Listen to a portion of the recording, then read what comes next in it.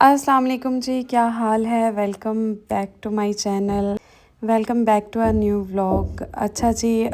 تھوڑی سی پیچھے سے آپ کو ڈسٹربنس سنائی دے رہی ہوگی۔ کنسٹرکشن ہو رہی ہے اور یہ ہونی ہی ہے،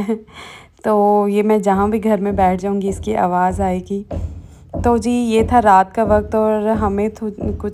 ہمیں کیا سب کو ہی کبھی نہ کبھی رات کو کریونگ ہوتی ہے کچھ اسپائسی اور کرسپی کھانے کی۔ تو میں نے سوچا کہ میں گھر میں تھوڑے سے کریکرز پڑے ہوئے تھے، ان کو فرائی کر لیتی ہوں،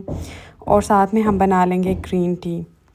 محرم الحرام چل رہے ہیں، تو جی مہینے کے تقدس کو دیکھتے ہوئے میں چاہ رہی تھی کہ میں ویڈیو جو ہے عاشوراء کے بعد ہی جو ہے وہ اپلوڈ کروں، لیکن کیونکہ یہ آلریڈی میں نے کمبائن کر کے کلپ رکھے ہوئے تھے، تو میں نے سوچا کہ اس کا وائس اوور کر کے میں ڈال دیتی ہوں۔ اچھا جی، آج میں اس دن کی مارننگ کو یہ نائٹ اور مارننگ کو میں نے ایک سورہ پڑھی ترجمے کے ساتھ، اور جب میں وہ پڑھی تھی تو مجھے خیال آیا کہ کبھی ہم نے یہ بات سوچی ہو کہ اللہ تعالیٰ نے قرآن پاک میں صرف ایک قصے کو احسن القصاص کہا ہے، یعنی کہ ہم نے تم پہ بہترین قصہ بیان کر دیا ہے۔ میں سوچ رہی تھی بعض اوقات ہم پریشان ہو جاتے ہیں کہ یہ ایسا کیوں ہے، میرے پہ یہ آزمائش کیوں آ گئی ہے، یا یہ پریشانی میرے لیے ہی کیوں ہے۔ تو میں آپ سب کو اگر سجیسٹ کروں تو آپ اس سورہ کو پلیز جو ہے وہ ٹرانسلیشن سے پڑھیں۔ اس میں اللہ تعالیٰ ہمیں خود بتا رہے ہیں، خود کہہ رہے ہیں کہ جو تمہاری زندگی ہے اس میں آزمائشیں آئیں گی،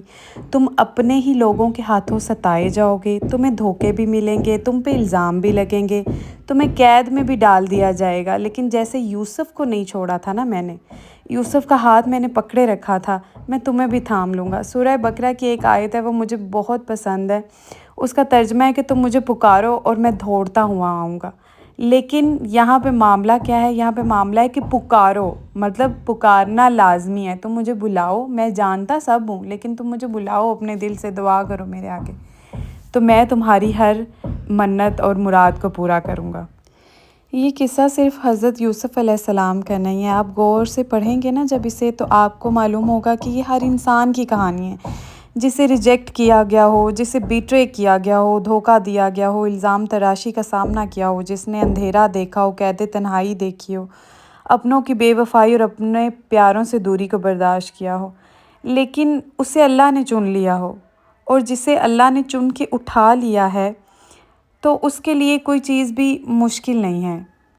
اچھا، اور اس سورہ کی بات ہے کہ یہ آہستہ آہستہ آگے بڑھتی ہے، یعنی کہ یہ نہ تو بیزار کرنے والی ہے، بور نہیں کرتی آپ کو، اور یہ ایسا قصہ ہے کہ اس کے ساتھ آپ کے دل کے اوپر مرہم رکھا جاتا ہے، آپ کو سکون محسوس ہوتا ہے، آپ صبر محسوس کرتے ہیں۔ جیسا ہی قرآن پاک میں ہم بنی اسرائیل کے واقعات پڑھتے ہیں تو ہمیں عبرت کا سبق ملتا ہے ان کے واقعات پڑھنے سے، ایسے جب ہم قصہ یوسف پڑھتے ہیں تو دلوں کو یہ قصہ جو ہے وہ صبر سکھاتا ہے۔ اگر آپ کی زندگی میں آزمائشیں ہیں، آپ سیکھیں گے کہ جو اللہ سے ڈرتا ہے صبر کرتا ہے اور احسان کے درجے پہ کام کرتا ہے، اللہ سے امید کو کبھی بھی نہیں چھوڑتا، تو پھر اللہ اس کے لیے کافی ہو جاتا ہے،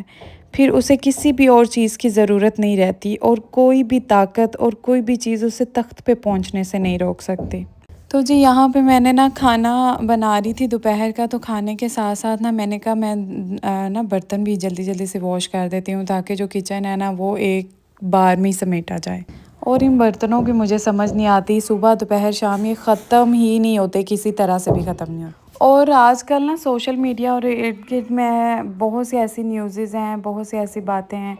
جو میں نوٹس کر رہی ہوں، جو سب نوٹس کر رہے ہوں گے، سب دیکھ رہے ہوں گے، کہ ہم میں